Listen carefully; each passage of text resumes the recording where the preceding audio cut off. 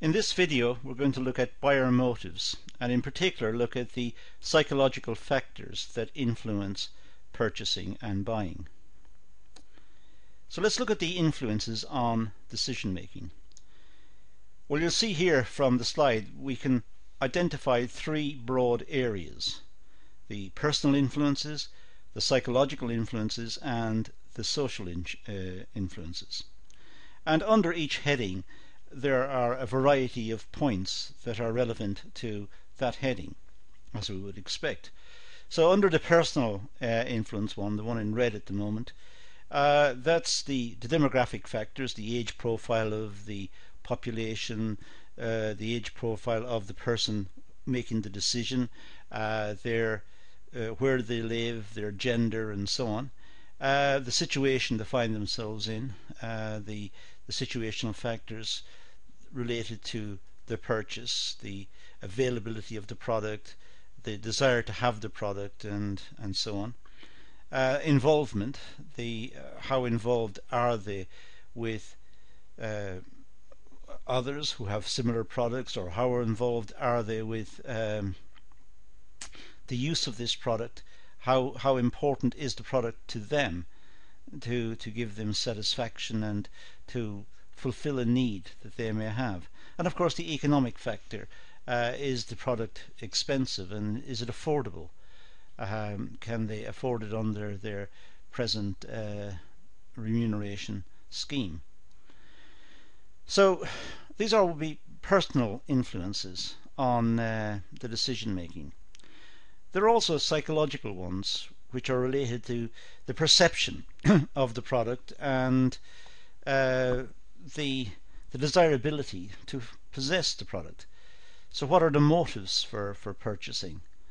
Is it to for the purposes of consumption, or is it for the purposes of showing others that you possess the product? There's also learning and personality influences, which we will have to discuss, and we'll deal with this one later in this session. And finally we have the social influences, which is the role of the family and the role that the individual has within the family, the need for people to purchase certain items. So for example, the mother in the family will be particularly keen to purchase perhaps children's clothing and children's products, and others within the family will buy other products that meet their requirements. We have reference groups as well. What other people are doing may influence the decisions to purchase, and as indeed the social class where people live, the types of lifestyle that people have within the local area, all will influence the desire to acquire certain products. And of course the culture and the subculture, the culture of the society, whether it's one which revels in ostentation or ostentatious behaviour, or one which is more subdued and people live a quieter sort of life. So the point is we have three broad influences: personal, psychological, and social. And in this session we're just going to look at the psychological influences. The other two are the subject matter for separate videos and should be consulted and looked at elsewhere. So in this one we're just going to look in on the psychological influences and talk about those. So all three, of course, go to make up the decision making process. The three components come together to decide on whether a product is purchased or not, and these three parts will influence the decision to purchase. The decision making process is one of problem recognition. People need a product, they need something to satisfy a need or a want. They will then try to get some information about the products that are available, the prices, their attributes, their functionality. So they acquire information about the product, and then they evaluate the alternatives, to try to look at each product that they've researched and see which one is most appropriate. When they've done that, they make the purchase. And after they've made a purchase, they will try to evaluate whether they've made the right purchase, if it was a good deal, did they satisfy the need, and was it the right price, and so on. They will do some post-purchase evaluation. And of course, all along this line, there can be feedback to previous decisions. So the post-purchase evaluation may influence the decision to purchase a second one, or make subsequent purchases, or may even influence their view of the product, which will influence other purchasers. So let's look at the psychological influences here within this decision-making process. The decision-making process, as I said, is made up from the three parts: personal, psychological, and social. So let's just focus in on the psychological. Psychological factors influence an individual's behaviour. This element impacts on their buying behaviour. So there are psychological factors that influence our behaviour. Our behaviour, in a sense, is determined psychologically, so it's not surprising that psychological factors will influence it. But what we need to do is to distinguish which psychological factors in particular influence our buying decisions. But the following psychological factors must be taken into account: our perception of the product, perhaps, or the likely lifestyle we would have if we acquired the product post-purchase. So we have to have some perception of the product. Is this product going to meet a need? What are our motives to make the purchase? Learning. How will we judge the product? How will we learn from the decision? How will it refine our subsequent behaviour, our subsequent buying behaviour? What are our attitudes? Attitudes towards the product, and attitudes towards people who possess the product, perhaps. And what's our personality? Now, these are very big areas that, countless books have been written on each of them. This is the province for the psychologist, and in a class of 78 slides we don't have much chance to engage in much discussion on these points. But I just want to give a feeling for what they are and how they could be important in the context of buying. So we start with perception. Individuals have their own set of principles, values and norms which help them make sense of the world. Well, we all carry our principles and our values and our norms, what we deem to be right and wrong, and what we deem to be appropriate, and so on. We all judge the world from a particular perspective. Some have got vastly different views than others, and that's what makes society and makes mankind so interesting. We do vary. Some people enjoy certain lifestyles, other people have different lifestyles. Perceptions are personal to each individual and are governed by individual experiences, emotions and personality. But by and large, our perceptions are ours. They reside in our heads. And they're governed by our individual experiences, by our emotions and our personality. We build up our perceptions from experiences over the years. And we also have predispositions regarding our emotions. Some people will be quite emotional over certain issues and some people will not be. It depends. So we have personality characteristics, personality traits if you like, which we also have to bring to bear on our perceptions. No two individuals will respond in the same manner to the same situation. The chances are they may look like they're responding in the same way, but they may have a different intensity of feeling about the situation. So it's difficult to say if they have the same approach or not. Perhaps to say that no two individuals will have the same is a little too strong. But it's certainly difficult to imagine two people having the same approach to a particular situation.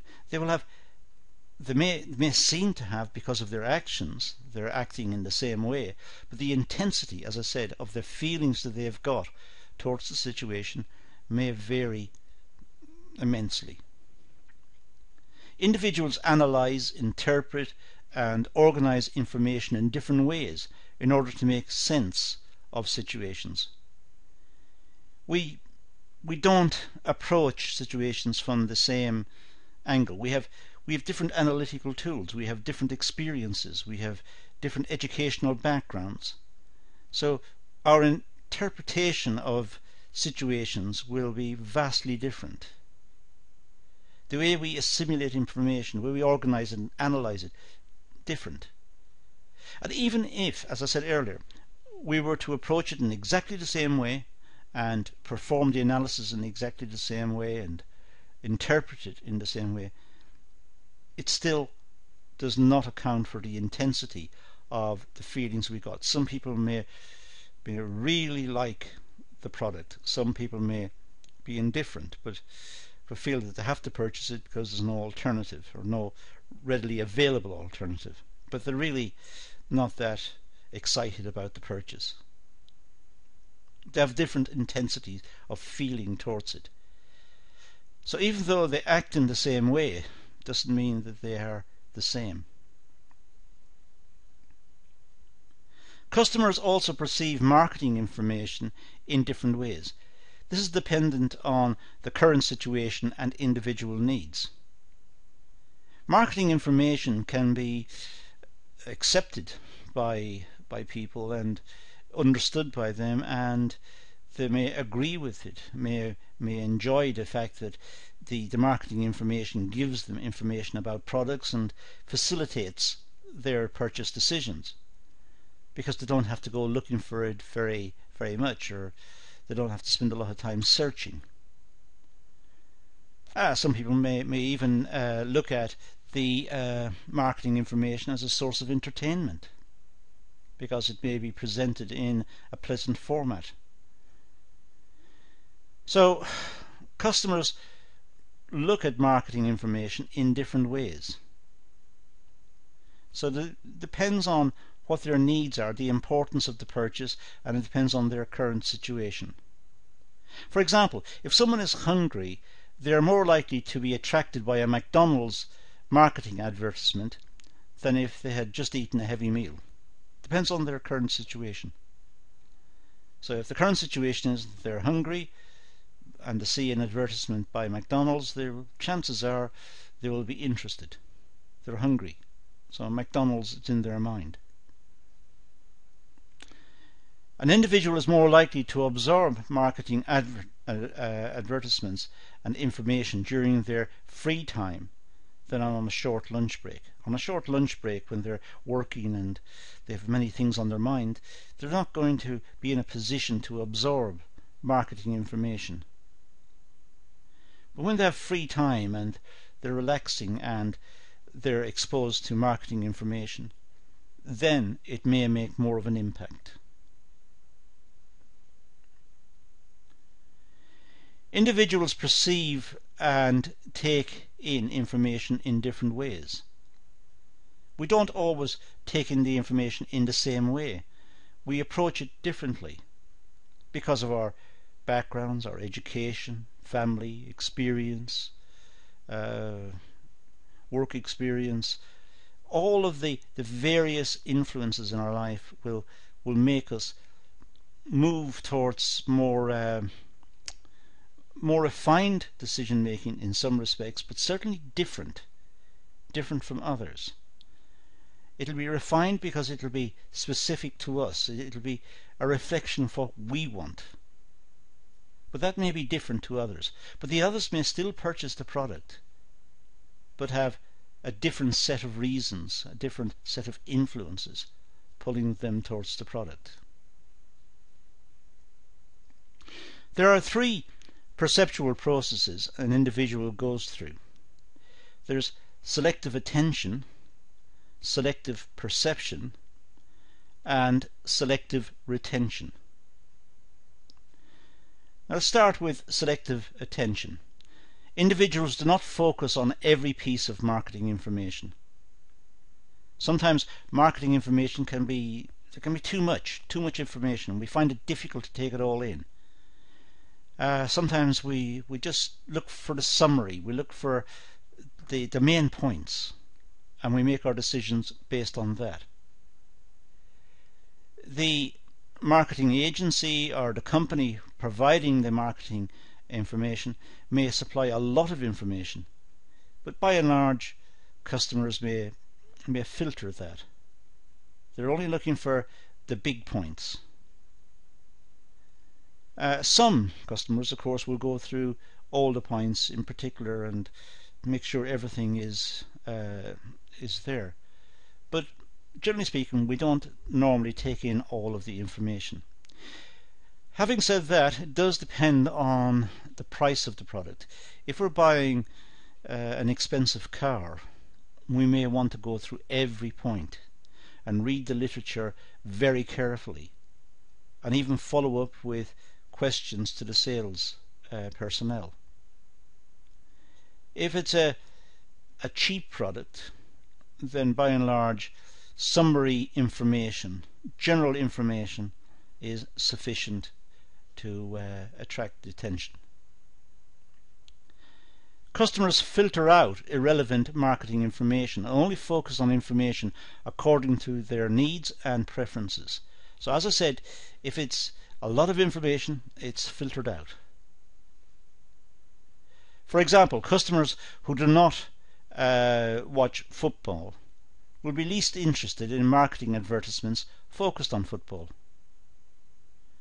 So if people are not interested in football, and then there's advertisements from a company who make football boots, well, that is not going to be taken in by the people who are not interested in football. It's not going to register. They're not interested, so it's filtered. It's ignored. Marketing advertisements and promotions are designed with visual images and text to attract customer attention. So marketing advertisements, they tend to be done in ways that attract attention. There may be storylines, very short storylines, perhaps only lasting 20 seconds or 30 seconds, but the essence of the story comes across. It could be almost serialized. Some campaigns run by some companies will have the same characters appearing in every advertisement and in different situations. So it's similar to a drama series, and that may attract customers. Some advertisements may just simply be very colourful, very artistic, and that's designed to attract customers. So the marketing agencies must be very creative in looking at what attracts customers and understanding which segment of the market the customers are in and what are the attributes of the customer or the set of customers, and trying to find images and find ways of communicating in a very short space of time, but finding ways of communicating with those customers. Selective perception. Well, an individual's personal feelings and beliefs about a brand can influence the way they interpret information. If the customers believe that a certain brand is very good quality, if they believe that, then the information coming out about a product from that company will be interpreted favourably. They've entered into this reading, this understanding of the information. They've entered into that in a positive frame of mind. A customer who holds negative feelings about her brand will perceive marketing material as negative. So if people don't like something, they don't like a particular brand, perhaps they bought it in the past and they didn't like it, it doesn't matter what the company says in the future, they don't like it. The company may even have changed the product, but they don't like it. It could be that the product is associated with a certain socio-economic group, and they don't like to be identified with that socio-economic group. That means they will reject the product. The product could be perfectly good, a perfectly good product, good quality product, representing good value for money, but the customers will not like it because of its association. Information will be manipulated and distorted in order to make the information consistent or consist to their views about the brand. They want consistent. They want the brand to match their views. And anything the company says, if they don't like it, the company says something about the particular product, the customers will manipulate that so that it becomes a bad product in their minds. They've entered the analysis with a prejudice, and they will try to sustain the prejudice. Even though the company is offering a good quality product at a reasonable price, etc., they will still try to interpret it negatively. If, on the other hand, they've always liked the product and the company brings out a new product, they will interpret it favourably. Marketing information can be misinterpreted or twisted. This has a negative impact on the organisation. So there is an imperative for the organisation to ensure that their marketing material is as straightforward as possible and not open to interpretation. So it's important that the marketing agencies and the companies engage in a lot of pilot work and trying to find areas that could lead to misunderstanding or misinterpretation, and trying to deal with those before the campaign takes place. Selective retention. Well, customers do not absorb every piece of information. They tend to remember information that is favourable or of a relevance to them. So sometimes when customers, let's say, see advertisements, they only remember certain things. They don't remember everything. They don't try to remember everything. They remember certain key points, points which they feel are important or relevant. Or it could be they just remember images. So it's not that they are remembering even the product. They're remembering the images which should trigger off memory of the product. But they don't try to remember all of the information. If they try to remember all of the information about all the products to buy, they would consider that to be something of an overload, a psychological overload, too much to remember. So they filter it, as I said earlier. They cut down the amount they're trying to remember, and they selectively remember parts of it. So parts of the message are understood, parts of the message are retained, the rest is forgotten. Marketing adverts always repeat on television, the radio and billboards in order to ensure customers absorb maximum information regarding marketing campaigns. So we have the same advertisement run over and over and over. And the reason why it's run over and over and over, or several reasons why actually, it's cheaper to do because it's expensive to make advertisements, so they try to run it over and over. But at the same time, there's a good marketing reason because it gets the customer to retain more about the product. So if they see an advertisement once only, they will selectively remember 1 or 2 points. But if they see the same advertisement over and over, they will remember more about the product. Customers are most likely to remember brand and product benefits of their favourite brands and discard other brands that offer similar or better benefits or value. So customers have particular brands that they like. There might be other brands that are cheaper and even better, but they don't consider those. They're being selective. They're only interested in the brand that they know and they like. So they will remember information about that brand, and they'll discard everything else.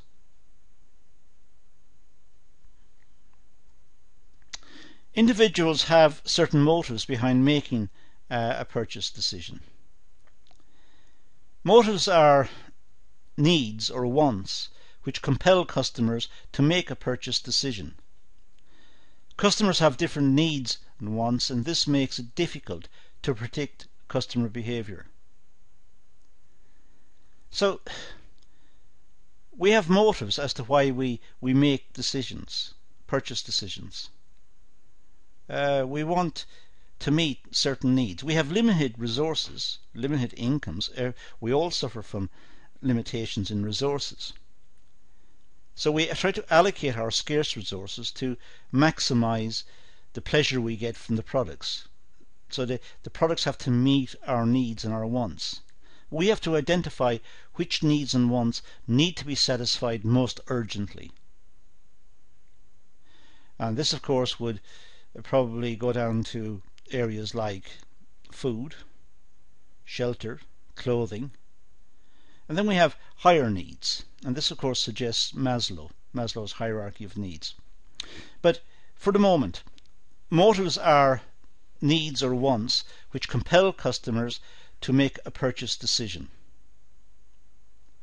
And customers, because we have needs and wants, this makes it difficult to predict customer behaviour, because it's difficult for marketeers to work out which needs and requirements we've got when we enter the marketplace. Sometimes in retail outlets, the footfall, the number of people going in, might be considerable, but they're all going in to purchase something specific, to meet a specific need or want that they've got. So it's difficult for the outlet it can't market all the items in the shop. All it can do is, in a sense, market itself, make the shop an appealing place to enter. Motives are difficult to measure as they are subconscious and are difficult to identify. A lot of the time we don't even recognize our own motives. We don't know why it is we buy certain things, or we have certain brand loyalty. We don't analyze it. We think this is the way we live. These are the products we purchase. These products we like because we've had them before. The decision-making process is simple. We've always done it this way. So motives tend to be subconscious. They're not foremost in our minds, and they're difficult to identify. So it makes it very difficult for marketeers to target our motives. I mentioned Maslow earlier. Well, Maslow's hierarchy of needs identifies a set of needs and an individual's capability in satisfying those needs. So it could be the case that our needs are simply built from very fundamental needs up to very high order needs. For example, an individual will feel the need to purchase a drink if he or she is thirsty. He or she is satisfying his or her basic need. That's a very basic need. We're thirsty, so we have a drink. We buy some water, or we buy a soft drink to try and alleviate our thirst. Customers will satisfy safety needs through the need for house protection insurance, healthcare insurance, customer protection legislation, and aftercare service for protection against electronic items and electronic failure of certain items and safety issues and so on. So we have safety needs to make sure that our possessions are protected, and we also have safety needs because of the way we live. We want to make sure that we're living in a safe way and we're protected from dangers. So we have a need for this. It's not as fundamental as satisfying our thirst. If we're thirsty, that seems to come first. That's a basic need. To have food, to have shelter, to have warmth, to have clothing. Then on top of that, we get this extra layer, safety needs. Marketers have influenced and manipulated customers on the basis of satisfying the needs for love and belonging, for example. This means that we want to be part of society, we want to be part of communities, we want to be part of groups. We want to be involved in the society. We don't want to be ostracized or ignored. We want to participate in the society. So we have a desire for this. And marketers may say that if we purchase certain items and live in a certain way, we will be popular. Advertisements regarding deodorants, toothpaste, mouthwash, to imply bad breath can deter potential relationships, for example. People may not want to know us if we have bad breath or so on. So there's a market for deodorants and toothpaste and so on. These type of advertisements play with emotions, as people do not want to be lonely. We don't want to be ostracized. We don't want to be cut off from the society or from the groups, or we want to mix and have interactions with our fellow man, to understand what's going on in the groups and sports societies and hobbies that we're interested in or pastimes. We want to be involved in the society. We want to be accepted. So marketers can play on that desire. So there's examples about, for example, washing up liquid, breakfast cereals. Food imply happy families. So when people are marketing, let's say, washing up liquid or breakfast cereal, they tend to market it in family situations. And that again fulfills a psychological need, that we want to be in family situations. We want to be involved in family situations. We also want to be involved in the society, as I said, and in groups within the society and sports clubs, and we want to be involved in different circles within our society. And to engage in all of this, the marketers know that we have these needs, and they supply products and market the products so that we know that these products will satisfy those needs. Esteem needs, well, these needs are driven through the need for status and respect. Brands represent status and indicate luxury and elegance.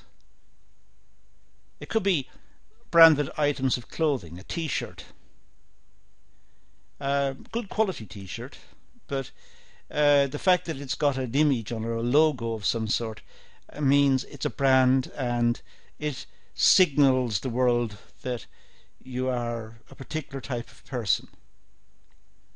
So it gives a psychological boost to that person. They're identifying with this brand. People drive a particular car. It's signaling the world that they're that type of person. And their status can be read out of what they wear and what they drive and where they live and so on.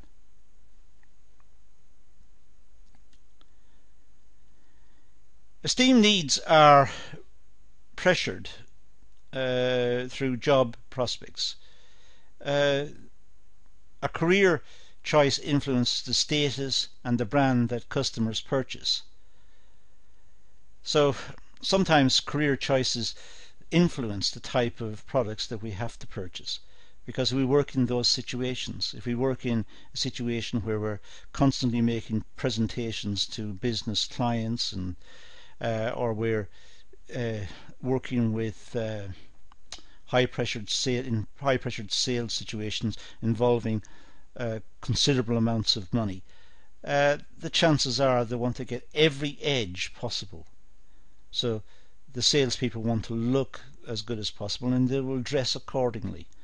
They will dress expensive because they want to associate the product as being successful, and they want to associate it with that, and they want the customers or the potential buyers to recognize them as successful, and if they buy the product they will be successful also. It's a sort of transitive relationship. So that may be an issue. And finally we have this self-actualization. It's difficult to measure and implement, as this need is individual and personal. Self-actualization means different things to different people.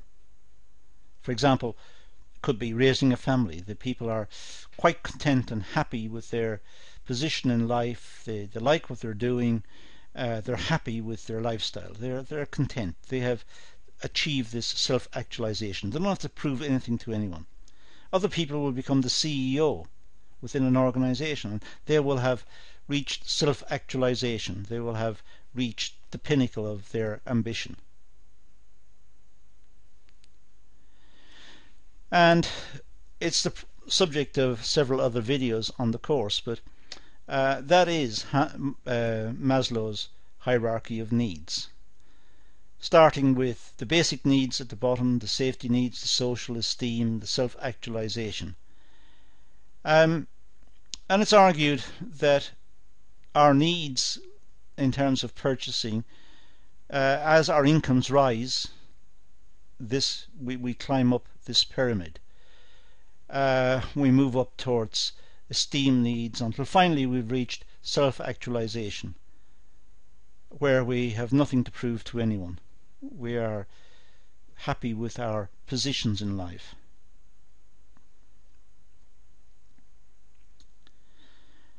The context of learning, well, this is an important element in the purchase decision making.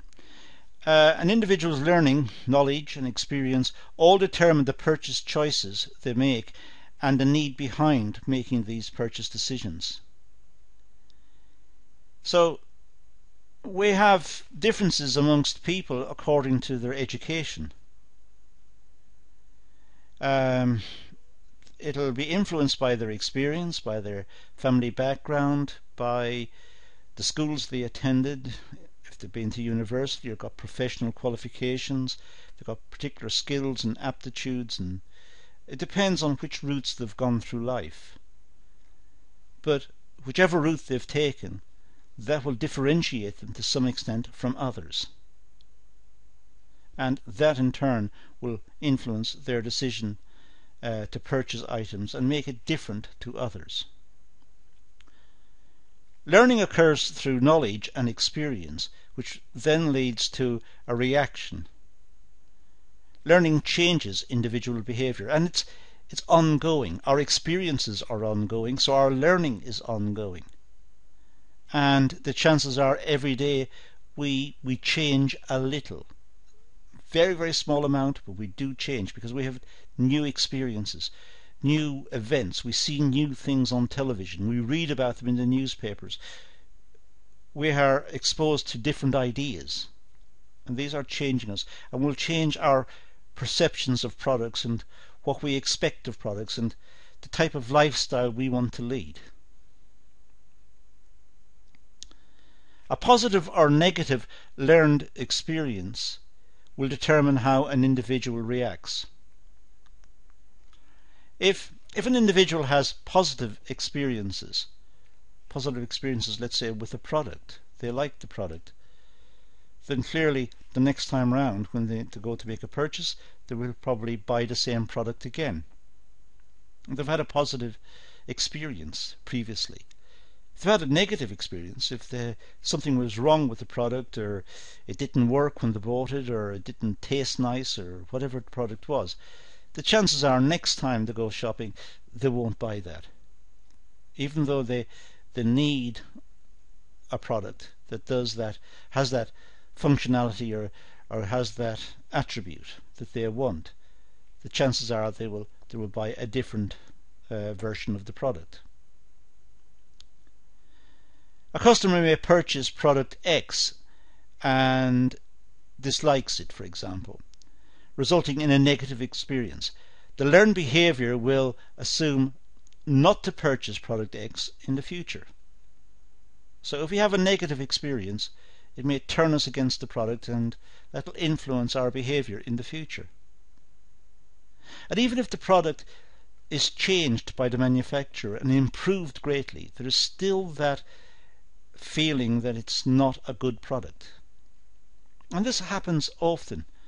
It happens with cars which were seen as unreliable, cheap, and not desirable.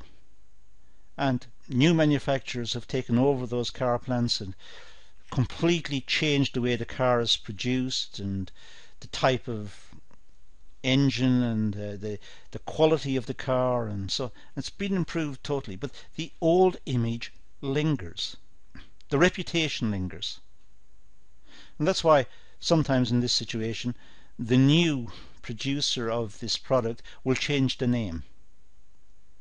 So there's a break with the old name, which was seen as undesirable. The principle of advertising relies on learned behaviour. For example, TV advertisements are repeated regularly to maximize the learning opportunity. Customers are most likely to respond if they remember an advert and the product features. So we're exposed to repetitive advertising, which inculcates our feelings about the product. It pushes the product deep into our psyche. So when we go shopping, we remember the product. We know the name. We can remember the smiling faces of the people who purchased the product on the advertisement. It's part of association. If we buy it, we can have the same lifestyle. We can have the same pleasure, the same enjoyment. Somewhere inside our heads, these emotions are being turned over, which will influence our decision to buy. Our personality. Well, personality plays a key role in a customer's purchase choice and preferences. Our personality is very important, and our personality is difficult to work out where that comes from. There's a big debate in psychology about it being nature or nurture. Is it nature? Are we determined by our genetics? According to Mendel, one of the early writers in the area, he said we were heavily influenced by our grandparents. Not our parents, our grandparents. But are we influenced by our genetic makeup? Is that where we get our personality? Or is it the fact that we've gone through life? We are nurtured. We've gone through education, we've had friends, we've had experiences, good experiences and bad experiences, and out of these experiences we get our personality. Or is it some sort of combination of genetics and experiences? That debate goes on in psychology. It's never been resolved. Personality determines an individual's internal traits, qualities and behaviour. Personality is what makes people unique. We have different personalities, we have different interests, we have different capacities, we have different approaches to problem solving, different approaches to situations, we have different ways of living, we like different products and different lifestyles. It's what makes the world the place we live in. it makes us interesting because we have different personalities. And as I said, personality comprises of both internal characteristics, which are inherited, for example our genetic makeup, as I said earlier, the nature part, or the external experiences, the nurture part, our education, our experiences, and so on. So we don't know what exactly it is that determines our personality. As I said, this debate goes on, and this is for the specialists in psychology to try and resolve or shed light on as time goes by. A consumer's personality influences the type of products they purchase, the brand preference, social activities and hobbies. As consumers we have personality which will determine the type of products we like. Our personalities will be influenced by where we live, by our work experiences, by our status at work, by our education, our backgrounds, our families, plus our genetics, of course. So we have brand preferences, we have social activities and hobbies. Marketers, I should say, use personality factors to advertise and promote products and services which will appeal to certain personalities. Some people may be very outdoor type of people. So gardening products may be advertised to them, or it could be sporting equipment is advertised, outside sporting equipment. They're outgoing people. Others may be more interested in music and the arts, and they will have different products offered to them. So we have a range of personality types, and it's the job of the marketers to try and identify those personality types and target them with marketing material which is appropriate for that personality type. For example, advertisements represent characteristics such as gregariousness, being friendly, independence and competitiveness. Certain advertisements include alcoholic beverages. In the past, advertisements had cigarettes. Now, cigarettes is seen as not a desirable product because of its health risks, both to the person using the cigarettes and to the people in the vicinity of the person using the cigarettes. But advertisements could be cars, clothing, computer games. There can be a whole range of advertisements for every conceivable product, in fact. And what they try to do is to match those products against the gregariousness, the friendliness of the customer, the independence of the customer, what sort of lifestyle they lead, how competitive they are in terms of sports and career and so on.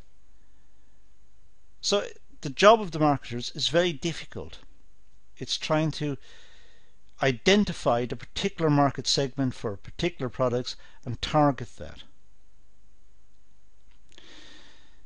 So we've looked at quite a few points here in the psychological determinants of buying.